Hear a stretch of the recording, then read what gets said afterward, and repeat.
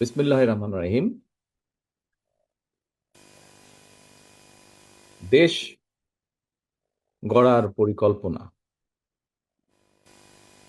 এই অনুষ্ঠানের সম্মানিত সভাপতি জনাব রুহুল কবির রিজভী, মঞ্চে উপস্থিত জয়েন্ট সেক্রেটারি সোহেল সহ আমার সামনে উপস্থিত আলোচক বৃন্দ এবং ছাত্র দলের প্রিয় ভাই ও বোনেরা, আসসালামু আলাইকুম। প্রিয় ভাই বোনেরা, আজকে আমরা এখানে যেই বিষয়গুলো নিয়ে সারাদিন আলোচনা হয়েছে, আলাপ হয়েছে, আমি যখন জয়েন করেছি, লাইনে কানেক্ট হয়েছি, তখন আমি দেখলাম বেশ কয়েকজন তোমরা বিভিন্ন বিষয়ে প্রশ্ন করেছো আমাদের কয়েকজন আলোচক বৃন্দকে, যারা তোমাদের সামনে তুলে ধরেছে বিষয়গুলো। তোমরা বিভিন্ন তোমাদের মনের মধ্যে যে প্রশ্ন আছে সেই প্রশ্নগুলো তাদের সামনে তোমরা তুলে ধরেছো। প্রশ্ন থাকাটাই স্বাভাবিক। আমাদের অনুষ্ঠানটার নাম আমরা আজকে কি দিয়েছি? আমাদের অনুষ্ঠান নামটাই আমরা দিয়েছি দেশ গড়ার পরিকল্পনা। প্রিয় ভাই বোনেরা, তোমরা যদি, নিশ্চয়ই তোমাদের মধ্যে অনেকেই জানো, যদিও তোমরা ইতিহাসের পাতা থেকে তোমরা জানো, বিভিন্নভাবে তোমরা জানো, শুনেছো, যারা সিনিয়র নেতৃবৃন্দ আছে সবার কাছ থেকে তোমরা তোমাদের জুনিয়র যারা আছে তাদেরকেও নিশ্চয়ই বলেছো। এখানে আমাদের আজকে সভাপতি সাহেব ওনার বক্তব্যে একটি কথা বলেছেন যে দেশ স্বাধীনের পরে, 90-এর স্বৈরাচারের আন্দোলনের পরে, বিভিন্ন সময় দেশ যখন সংকটের সময় ছিল, সংকটের ভিতর দিয়ে গিয়েছে, এবং তারপরে বাংলাদেশের জনগণ যখন বিএনপিকে দেশ পরিচালনার দায়িত্ব দিয়েছে, তখন ধীরে ধীরে কিন্তু বিএনপি অবস্থার পরিবর্তন ঘটিয়েছে, অবস্থার উন্নতি ঘটিয়েছে বিএনপি। প্রিয় ভাই বোনেরা, এই মুহূর্তে আমরা যদি দেখি, আমরা আগামী 2 মাস পরে একটি নির্বাচন প্রত্যাশা করছি। এই দেশটি গত 16 বছর যেই স্বৈরাচার পালিয়ে গিয়েছে, যেই স্বৈরাচারকে বাংলাদেশের জনগণ বিতাড়িত করেছে আন্দোলনের মাধ্যমে, সেই স্বৈরাচার এই দেশের প্রত্যেকটি ক্ষেত্রকে কিভাবে ধ্বংস করে দিয়ে গিয়েছে, এটি আমরা জীবনের পরতে পরতে অনুভব করতে পারি। কিভাবে দেশের অর্থনৈতিক ব্যবস্থা ভেঙে দিয়ে গিয়েছে, কিভাবে দেশের আইন শৃঙ্খলা ভেঙে দিয়ে গিয়েছে, কিভাবে দেশের শিক্ষা ব্যবস্থাকে ধ্বংস করে দিয়ে গিয়েছে, কিভাবে দেশের স্বাস্থ্য ব্যবস্থাকে ধ্বংস করে দিয়ে গেছে, কিভাবে দেশের প্রাকৃতিক অবস্থাগুলোকে, নদী নালা খাল বিল বন জঙ্গলকে ধ্বংস করে দিয়ে গিয়েছে, কিভাবে দেশের কৃষি, যেটাই বলি না কেন, সব কিছুকে যেভাবে ধ্বংস করে দিয়ে গিয়েছে, এর ভুক্তভোগী কিন্তু এই দেশের মানুষ। এখন একটি রাজনৈতিক দল হিসাবে, এবং এই মুহূর্ত পর্যন্ত আত্মবিশ্বাসের সঙ্গে আমরা বলতে পারি বাংলাদেশের জনপ্রিয় রাজনৈতিক দল হিসাবে বিএনপির দায়িত্ব হচ্ছে দেশকে সঠিকভাবে পরিচালনা করা। দেশের মানুষ যখন বিএনপিকে দেশের দায়িত্ব, পরিচালনার দায়িত্ব দেবে, প্রিয় ভাই বোনেরা, যেদিন স্বৈরাচার পালিয়ে যায়, আমাকে মহাসচিব সাহেব তখন ফোন করলেন। ফোন করে বললেন যে জাতীয় সরকার গঠিত করলে ভালো হয় কিনা, অথবা আমরা জাতীয় সরকারে যাব কিনা। তখন বিভিন্ন রকম একটা হেফাজত কন্ডিশন। আমি তখন বলেছিলাম যে আমরা জনগণের রায় মাথা পেতে নেব, আমরা জনগণের কাছে যাব, আমরা জনগণ যে সিদ্ধান্ত দিবে তাই আমরা মাথা পেতে নেব। কাজেই আমি সেই মুহূর্তে মনে করেছিলাম যে জাতীয় সরকারে আমরা যাব না। আমাদের লক্ষ্য, আমাদের উদ্দেশ্য সব কিছু নিয়ে আমরা জনগণের সামনে দাঁড়াবো। আমরা স্লোগানে বলি যে জনগণই আমাদের সকল ক্ষমতার, রাজনৈতিক ক্ষমতার উৎস। কাজে জনগণই যদি আমাদের রাজনৈতিক ক্ষমতার উৎস হয়ে থাকে, তাহলে কেন আমরা জনগণের সামনে গিয়ে দাঁড়াবো না? আমাদের লক্ষ্য বলবো দেশকে নিয়ে, জনগণকে নিয়ে, আমাদের উদ্দেশ্য বলবো দেশকে নিয়ে, জনগণকে নিয়ে, এবং জনগণ যে সিদ্ধান্ত দেবে আমরা মাথা পেতে সে সিদ্ধান্ত নিব। প্রিয় ভাই বোনেরা, তোমাদের নিশ্চয়ই মনে আছে, আজকে থেকে প্রায় 3 বছর আগে বাংলাদেশে তখনও স্বৈরাচার বিপুল দাপটে এই দেশকে, দেশের মানুষের বাক স্বাধীনতার গলা টিপে রেখেছে, দেশের মানুষের রাজনৈতিক অধিকারের গলা টিপে রেখেছে। কিন্তু সেই রক্তচক্ষুকে উপেক্ষা করে আমরা দেশের মানুষের সামনে সংস্কার প্রস্তাব দিয়েছিলাম, যেটি 31 দফা হিসাবে পরিচিত সকলের কাছে, তাই নয়? মনে আছে নিশ্চয়ই তোমাদের। এই 31 দফার মধ্যে তোমরা এই 31 দফা মানুষের কাছে নিয়ে গিয়েছ। আজকে আমরা 31 দফার ভেতর থেকে বিভিন্ন শ্রেণীর মানুষের কিভাবে আমরা ভাগ্যের পরিবর্তন ঘটাতে পারি, সংক্ষেপে তোমাদের সামনে আজকে 8টি সাবজেক্ট উপস্থাপন করা হয়েছে। এর মধ্যে আছে, এখানে এক বোন বলেছে, আহ, সে আহ, আহ, আহ, ক্ষুদ্র জনগোষ্ঠীর প্রতিনিধিত্ব হিসেবে বলেছে। তার প্রশ্নটি অন্যরকম ছিল। অন্য অন্য অনেকেই বলেছে, শিক্ষা নিয়ে বলেছে, অনেক কিছু নিয়ে বলেছে। দেখো, বাংলাদেশ যখন 1971 সালে স্বাধীন হয়, সেই স্বাধীনতা যুদ্ধে লক্ষ লক্ষ মানুষ যুদ্ধ করেছে, লক্ষ লক্ষ মানুষ প্রাণ দিয়েছে যুদ্ধে। অর্থাৎ দেশটি স্বাধীন করার জন্য কিন্তু লক্ষ লক্ষ মানুষকে এক কাতারে এসে দাঁড়াতে হয়েছে। আজকে আমরা দেশ গড়ার পরিকল্পনা, এই কাজটি যদি আমাদেরকে সফল করতে হয়, সারাদিন যে সকল বিষয় নিয়ে তোমরা আলোচনা করলে, এই কাজগুলোকে নিয়ে যদি আমাদের সফল করতে হয়, অর্থাৎ দেশকে যদি সামনে নিয়ে যেতে হয়, মানুষকে যদি তার অবস্থান পরিবর্তন করে ভালো অবস্থানে নিতে হয়, তাহলে আমাদের সকলকে কাঁধে কাঁধ মিলিয়ে কাজ করতে হবে। আমি গত 5ই আগস্টের পর থেকে, আমি গত প্রায় 1 বছরের বেশি সময় ধরে বলে আসছি যে আমাদের সামনের সময়গুলো কিন্তু খুব ভালো নয়। সামনে অনেক কঠিন সময়ে অপেক্ষা করছে আমাদের জন্য। বিভিন্নভাবে বিভিন্ন রকম ষড়যন্ত্র বিভিন্ন জায়গায় হচ্ছে।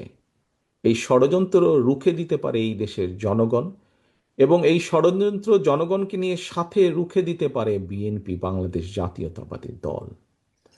এই ষড়যন্ত্র এই ষড়যন্ত্র রুখে দেবার একমাত্র উপায় হচ্ছে গণতন্ত্র, গণতন্ত্র এবং গণতন্ত্র।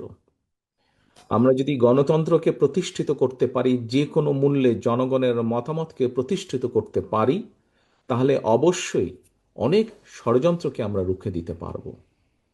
কিন্তু ষড়যন্ত্রকে রুখে দিতে পারলেও তারপরেও কিন্তু সামনে অনেক কঠিন সময়। একটু আগেই আমি বলেছি, এবং তোমরা নিজেরাও জানো, তোমরা আজকে ছাত্র দলের প্রতিনিধি হিসাবে এখানে প্রত্যেকে উপস্থিত আছো। ছাত্র হিসাবে তোমাদের নিজেদের ধারণা আছে, প্রত্যেকটি ক্ষেত্রে একটি অরাজকতা বিরাজ করছে। কাজে আমরা এখানে আজকে অর্থনীতি নিয়ে আলাপ করেছি। আমরা এখানে তরুণ যে সমাজ, কয়েকজন তোমরা প্রশ্ন করেছে, তরুণ যে সমাজ, তাদের সামনে সবচেয়ে বড় যেই সমস্যাটি, তাদের কর্মসংস্থানের বিষয়, এই কর্মসংস্থানের বিষয় নিয়ে আমরা আজকে এখানে আলাপ করেছি। আমরা দেশের মানুষের স্বাস্থ্য নিয়ে এখানে আলোচনা করেছি। আমরা এখানে দেশের যে অর্ধেক সমাজ নারী সমাজ, এই নারী সমাজকে কিভাবে ইম্পাওয়ার করা যায় এবং তাদের কন্ট্রিবিউশনকে সমাজের মধ্যে নিয়ে আসা যায়, এবং যেটার শুভ ফল দেশের অর্থনীতি, দেশের সমাজ ব্যবস্থা, পরিবার, স্বাস্থ্য সবকিছুর উপরে সে শুভ অবস্থাটা পড়বে, কিভাবে সেটা করা যায় তা নিয়ে আমরা আলোচনা করেছি। দেশের পরিবেশ নিয়ে আমরা আলোচনা করেছি। দেশের শিক্ষা ব্যবস্থা নিয়ে আমরা আলোচনা করেছি। কিভাবে শিক্ষা ব্যবস্থাকে আমরা গড়ে তুলতে পারি, কিভাবে শিক্ষকদেরকে আমরা গড়ে তুলতে পারি সুন্দরভাবে, কারণ শিক্ষকদেরকে যদি আমরা গড়ে তুলতে পারি, তাহলে ভবিষ্যৎ শিক্ষা ব্যবস্থাকেও সুন্দরভাবে গড়ে তুলতে পারবো। কিন্তু এই কাজগুলো করা কিন্তু কঠিন কাজ, নট ইম্পসিবল, কিন্তু অনেক কঠিন কাজ। এবং দেশ এবং জাতিকে যদি নেতৃত্ব দিতে হয়, তাহলে অবশ্যই একটি পরিকল্পনা আমাদের সামনে থাকতে হবে। প্রিয় ভাই বোনেরা, তোমরা আজকে যখন এই হলে এসে বসেছো, তোমাদের আলোচনা শুরু হয়েছে। তোমরা যে আলোচনা শুরু হবার সময় তোমাদেরকে প্রত্যেকে একটা করে ফোল্ডার দেওয়া হয়েছে, এবং কিছুক্ষণ পরে, খুব সম্ভবত লাঞ্চের পরে, তোমাদের সকলকে আলাদা আবার হাতে হাতে একটা লিফলেট দেওয়া হয়েছে না তোমাদের? সেই লিফলেটের মধ্যে কি আছে? সেই লিফলেটের মধ্যে কি আছে আমি বলছি। আলাদা একটি লিফলেট তোমাদেরকে দেওয়া হয়েছে। এখানে সোহেল, আজকে যে অনুষ্ঠান পরিচালনা করছে আমাদের জয়েন্ট সেক্রেটারি সোহেল, তার বক্তব্যে সোহেল কিন্তু একটি গুরুত্বপূর্ণ কথা বলেছে। আমি ব্যক্তিগতভাবে বিশ্বাস করি একটি বিষয়, আমরা যতগুলো পরিকল্পনা নিয়েছি, এই পরিকল্পনাগুলোকে সফল করতে হলে যেরকম আমাদের যোগ্য ব্যক্তিদেরকে বিভিন্ন জায়গায় দায়িত্ব দিতে হবে, কিন্তু তার থেকেও 2টি বড় ইম্পর্টেন্ট বিষয় আছে। যেই দুইটি বিষয়কে যে কোনো মূল্যে আমাদেরকে অ্যাড্রেস করতে হবে। এবং এই দুইটি বিষয়কে যদি আমরা অ্যাড্রেস করতে না পারি, আমাদের পুরা জাতি এবং দেশ সংকটের মধ্যে পড়বে। কি দুটি বিষয়? এক, দুর্নীতি, যে কোনো মূল্যে এই দুর্নীতির লাগাম টেনে ধরতে হবে।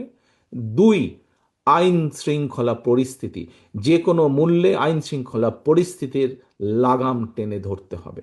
যদি আমরা দুর্নীতি এবং আইন শৃঙ্খলা যদি আমরা দুর্নীতি এবং আইন শৃঙ্খলার লাগাম টেনে ধরতে না পারি, তাহলে আমরা যে পরিকল্পনাগুলি গ্রহণ করেছি মানুষের স্বাস্থ্য নিয়ে, দেশের ভবিষ্যৎ সন্তানদের শিক্ষা ব্যবস্থা নিয়ে,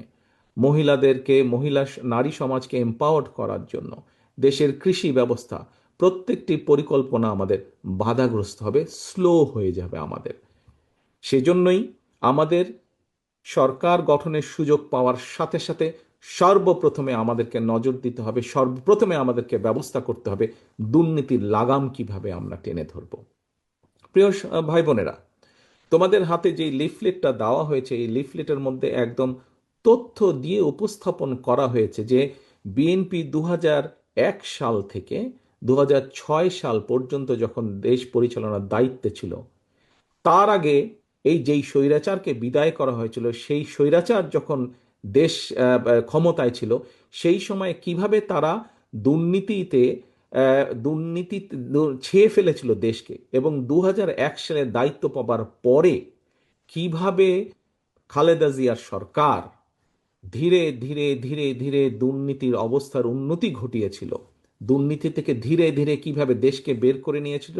একটি আন্তর্জাতিক সংস্থার সংস্থার যে অ্যানালাইসিস, সেই অ্যানালাইসিস একদম পুরা সুন্দরভাবে তোমাদের সামনে তুলে ধরা হয়েছে সেই লিফলেটটার মধ্যে। কাজেই আমরা দৃঢ়ভাবে, অত্যন্ত আত্মবিশ্বাসের সঙ্গে বলতে পারি, এই বাংলাদেশে যদি দুর্নীতির লাগাম টেনে ধরতে পারে, তাহলে একমাত্র বাংলাদেশ জাতীয়তাবাদী দলই পক্ষেই সেটা সম্ভব। সেইটি করা সম্ভব একমাত্র কারণ আমরা অতীতে করেছি, আমরা ইনশাল্লাহ ভবিষ্যতে দেশের মানুষ দিলে ভবিষ্যতে ইনশাল্লাহ আমরা সেই কাজটি করিয়ে দেখাতে পারবো। প্রিয় সহকর্মীবৃন্দ, কেউ কেউ বলে থাকে স্বৈরাচার যেভাবে বিএনপি সম্পর্কে, এই যে স্বৈরাচার, পলাতক যে স্বৈরাচার, তারা বিএনপির সম্পর্কে যেসব মিথ্যা প্রপাগান্ডা ছড়াতো, আমরা ইদানিং লক্ষ্য করছি কিছু কিছু ব্যক্তি বা দল ঠিক একই সুরে গান গাইছে বা একই সুরে কতগুলো কথা বলার চেষ্টা করছে। এখন প্রশ্ন হচ্ছে, তাদেরও তো দুইজন ব্যক্তি আমাদের সাথে সেই সময় সরকারে ছিল। এই দুজন ব্যক্তি পৃথিবীতে আর নেই। দুজনই সিনিয়র মানুষ, দুজনেই সিনিয়র রাজনীতিবিদ ছিলেন। তারা তারা গত হয়েছেন। কাজেই যে মানুষ নেই তাদের সম্পর্কে অবশ্যই খারাপ কথা বলা উচিত নয়। তাদের প্রতি পরিপূর্ণ সম্মান রেখেই বলতে চাই, সেই দুইজন ব্যক্তির বিএনপি সরকারে শেষ দিন পর্যন্ত থাকা প্রমাণ করে দেয়, এক, দুটো জিনিস প্রমাণ করে যৌক্তিকভাবে।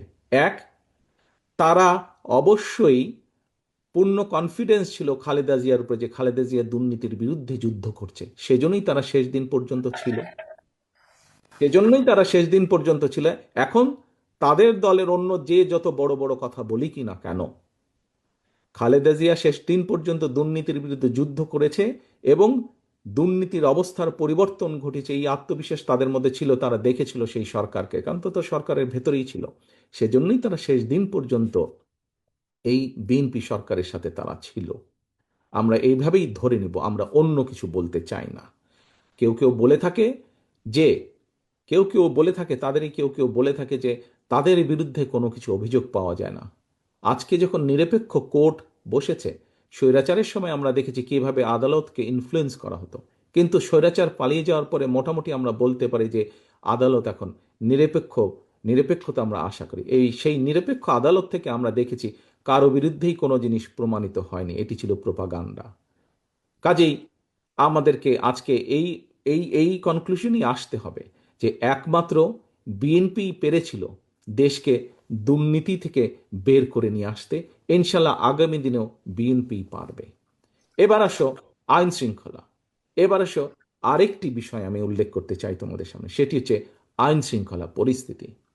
প্রিয় ভাই বোনেরা, তোমাদের অনেকেরই বয়স তখন আজকে থেকে অনেক কম ছিল, কিন্তু তোমরা নিশ্চয়ই শুনেছ অনেক মানুষের কাছে, সহকর্মী হোক, পরিবারের সদস্য হোক, আত্মীয় স্বজন হোক, বিগত বিএনপি সরকারের সময় আমরা বিভিন্ন আইন শৃঙ্খলা বাহিনী তৈরির মাধ্যমে আমরা দেশে আইন শৃঙ্খলা পরিস্থিতির উন্নতি ঘটিয়েছিলাম। হ্যাঁ, পরবর্তীকালে আমরা দেখেছি যে এই যে বিগত যে স্বৈরাচার পালিয়ে গেছে, তারা তাদের ক্ষমতার অপব্যবহার করে সেই আইন শৃঙ্খলা বাহিনীকে রাজনৈতিক স্বার্থে ব্যবহার করেছিল, এবং রাজনৈতিক স্বার্থে ব্যবহার করে পুরা জাতি দেশকে বিশ্বের সামনে কলঙ্কিত করেছে। সেই আইন শৃঙ্খলা বাহিনীকেও তারা কলঙ্কিত করেছে, সেটি হচ্ছে তারা অপব্যবহার করেছিল। কিন্তু বিএনপি দেশের স্বার্থে কোনো কিছু বিবেচনা, রাজনৈতিক প্রিফারেন্স না দিয়ে বরঞ্চ কিভাবে মানুষের শান্তি শৃঙ্খলা প্রতিষ্ঠিত করা যায়, কিভাবে দেশের আইন শৃঙ্খলা প্রতিষ্ঠিত করা যায়, তার প্রতি মনোযোগী ছিল। সেটাই ছিল বিএনপির কাছে প্রায়োরিটি। কাজেই তোমাদের নিশ্চয়ই তোমাদের ধারণা আছে, মনে আছে যে মোটামুটিভাবে সেই সময় 2003, 4, 5, 6 দিকে মোটামুটিভাবে ধীরে ধীরে আইন শৃঙ্খলা পরিস্থিতি ধীরে ধীরে উন্নতি হতে থাকে দেশের। আমি আমার নিজের একটি ঘটনার কথা তোমাদের সামনে তুলে ধরি। একদিন সেটি খুব সম্ভব 2004-5 দিকে হবে, 5 দিকের ঘটনা। আমি রাত্রেবেলায় অফিস থেকে বাড়িতে ফিরছি। আমি নিজেই গাড়ি চালাচ্ছিলাম। ক্যান্টনমেন্টের কাছাকাছি যখন বাসায় পৌঁছেছি, ক্যান্টনমেন্টে তোমাদের হয়তো অনেকের ধারণা আছে, শহীদ আনোয়ার উচ্চ বালিকা বিদ্যালয় একটি আছে, স্কুল আছে। সেই স্কুলের পরেই আমাদের যে বাসাটি ছিল, সেই স্কুলের পরে। তো ওইখানে একটি চৌরাস্তার মতন ছিল তখন, এখন আছে কিনা আমি জানি না, একটি চৌরাস্তার মতন ছিল, সেখানে একটি ট্রাফিক সিগন্যাল ছিল। তো লাল বাতির কারণে আমি ওখানে দাঁড়িয়েছি। তো আমি গাড়ির জানলাটা আমার নামানো ছিল। তো আমি যেহেতু সোজা যাবো, ওই জন্য আমি লেফট লেনে দাঁড়িয়ে আছি, আর ওইদিকে বনানী রেল চেক পোস্ট দিয়ে বেরিয়ে যায় রাস্তাটি আছে। তো আমার পাশে একটি মিশুক দাঁড়ালো এসে। তো হঠাৎ মিশুকালা আমাকে এ ভাই এ ভাই বলে ডাক দিচ্ছে। তা আমি তাকালাম, তা আমাকে বলে, আপনি তারেক জিয়া না? আমি বললাম যে হ্যাঁ, আমি তারেক জিয়া। তো বলে, ভাই আপনারা এই যে বিভিন্ন বাহিনী সৃষ্টি করেছেন, এর মাধ্যমে আমরা অনেক শান্তিতে আছি। আমরা কেন, কিভাবে? বলে, ভাই আগে এই যখন গলি টলিতে আমরা যাত্রী নিয়ে যেতাম, প্রায় ছিনতাইয়ের মুখোমুখি হতাম, কিন্তু গত কিছুদিন ধরে আমরা অনেক শান্তিতে আছি, আমরা নিরাপদে আছি, আমাদের আর এইসবের মুখোমুখি হতে হয় না, বলা যায় মোটামুটি একদম আমরা নিরাপদ আছি। প্রিয় সহকর্মীবৃন্দ, এই ঘটনাটি আমি এই জন্য বললাম তোমাদের সকলের সামনে, যে এই ঘটনাটি অনেকগুলো ঘটনার মধ্যে একটি, এবং এই ঘটনাটি প্রমাণ করে একজন সাধারণ মানুষ, সে আমাকে চিনতো, আমি তাকে চিনতাম না, এবং তারপরে 1 মিনিটের কথা, তারপরে সে তার পথে চলে গেল, আমি আমার পথে চলে গেলাম। এই ঘটনাটি প্রমাণ করে যে বাংলাদেশের মানুষের শান্তি শৃঙ্খলা, আইন শৃঙ্খলা যদি ফিরিয়ে আনতে হয়, সেটিও বিএনপির পক্ষেই করা সম্ভব। প্রিয় ভাই বোনেরা, কিছু কিছু মানুষ বা কোনো কোনো গোষ্ঠী ইদানিং বলতে শুনেছি, বা বিভিন্ন জায়গায় কেউ কেউ সোশ্যাল মিডিয়ায় বলে যে অমুককে দেখলাম, তমুককে দেখলাম, তমুককে দেখলাম। এবার অমুককে দেখুন। যাদের কথা বলে অমুককে দেখুন, প্রিয় সহকর্মীবৃন্দ, তাদেরকে তো দেশের মানুষ 1971 সালেই দেখেছে। যে 1971 সালে তারা তাদের নিজেদের স্বার্থ রক্ষার্থে কিভাবে লক্ষ লক্ষ মানুষকে হত্যা করেছে, ঠিক যেভাবে পতিত স্বৈরাচার পালিয়ে যাওয়ার আগে হাজারো হাজারো মানুষকে হত্যা করেছিল ক্ষমতা ধরে রাখার জন্য। এই যাদেরকে কেউ কেউ বলে যে একবার দেখুন না এদেরকে, তাদেরকে দেশের মানুষ 71 সালেই দেখেছে নিজেদের রাজনৈতিক স্বার্থ রক্ষার্থে লক্ষ লক্ষ মানুষকে শুধু হত্যাই করেনি, তাদের সহকর্মীরা কিভাবে মা বোনদের ইজ্জত পর্যন্ত লুট করেছিল। এই কথাটি আমাদেরকে মনে রাখতে হবে। এখন প্রিয় ভাই বোনেরা, কথা অনেক হয়েছে, কথা অনেক হয়েছে। আমাদের লক্ষ্য একটাই, আমাদের উদ্দেশ্য একটাই, কি? দেশকে আমাদের গড়তে হবে। এই দেশকে শহীদ জিয়া গড়েছেন। দেশ স্বাধীনের পরে যখন এই দেশে দুর্ভিক্ষ হয়েছে, শহীদ জিয়া যখন দেশ পরিচালনার দায়িত্ব পেয়েছিলেন, এই দুর্ভিক্ষ কবলিত দেশকে উনি খাদ্য রফতানির দেশে পরিণত করেছিলেন। ঠিক একইভাবে পরবর্তীতে 90 স্বৈরাচারের পরে এই দেশকে আবারও দেশনেত্রী খালেদা জিয়া গড়েছিলেন। 96 2001-এর পরে আবারও ধ্বংসপ্রাপ্ত দেশকে, একটু আগেই বললাম তোমাদের সামনে একদম তথ্য প্রমাণ আছে, দুর্নীতি নিমজ্জিত একটি দেশকে কিভাবে খালেদা জিয়া আবার উপরে উঠে নিয়ে এসেছিলেন। প্রিয় সহকর্মীবৃন্দ, অনেক আলাপ হয়েছে, অনেক তর্ক বিতর্ক হয়েছে। গত 1 বছর ধরে আমরা দেখেছি, পত্রিকার পাতা খুললেই, টিভি চালালেই, ইউটিউবে গেলেই আমরা দেখেছি বিভিন্ন সংস্কার নিয়ে আলোচনা হয়েছে।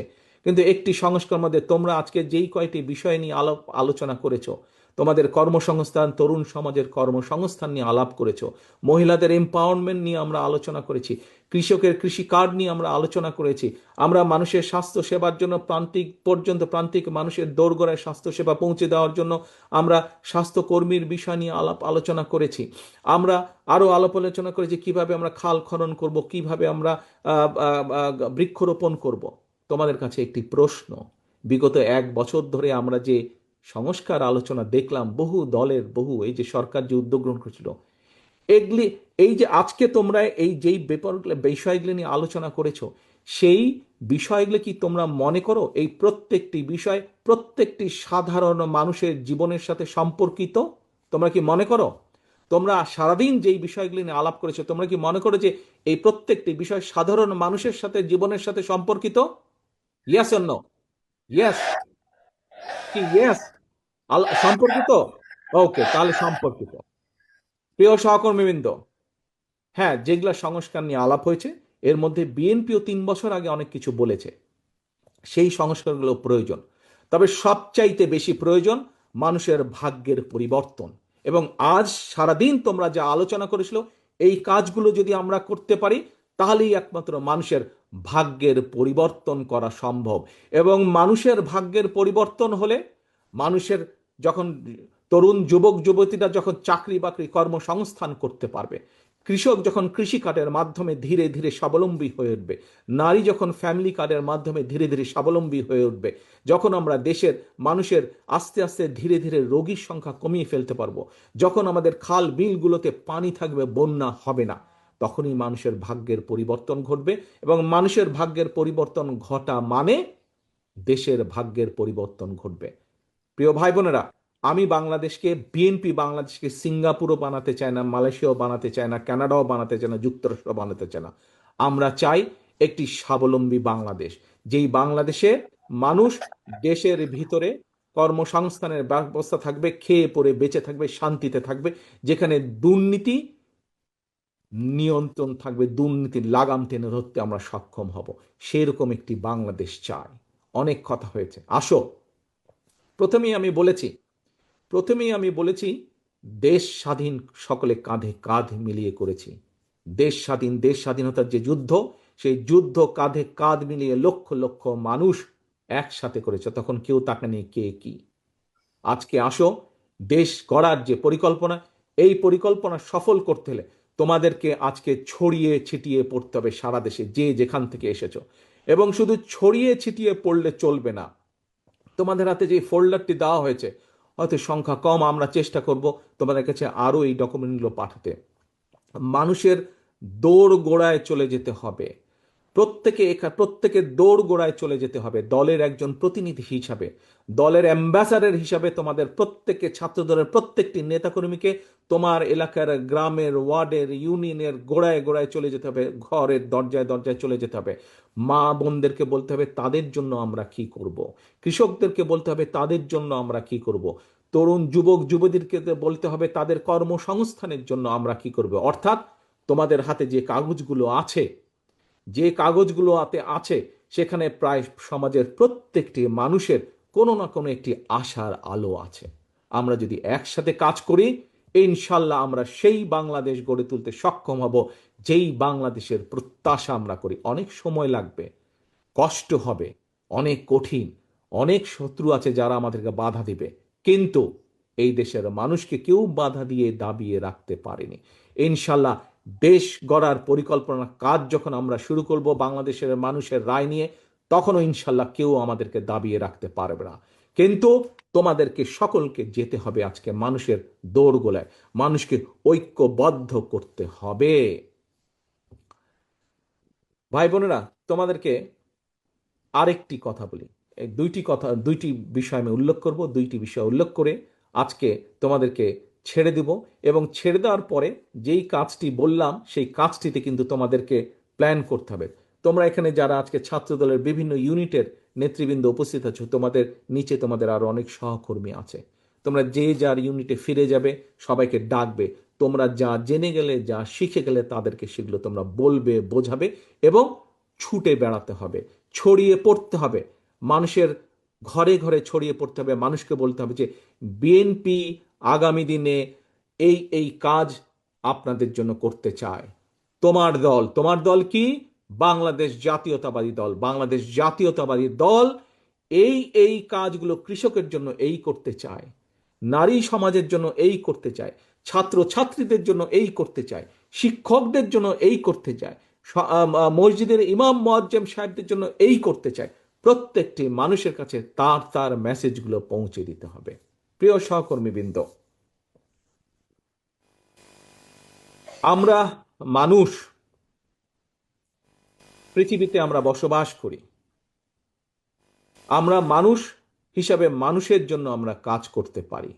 আমাদের সীমাবদ্ধতা আছে, পার্থিব সীমাবদ্ধতা আছে। সেই পার্থিব সীমাবদ্ধতার মধ্যে থেকে আমরা মানুষকে যা দিতে পারি, যা করতে পারি, আমরা মানুষের কাছে সেটি কমিট করব, সেটি কমিটমেন্ট দেব।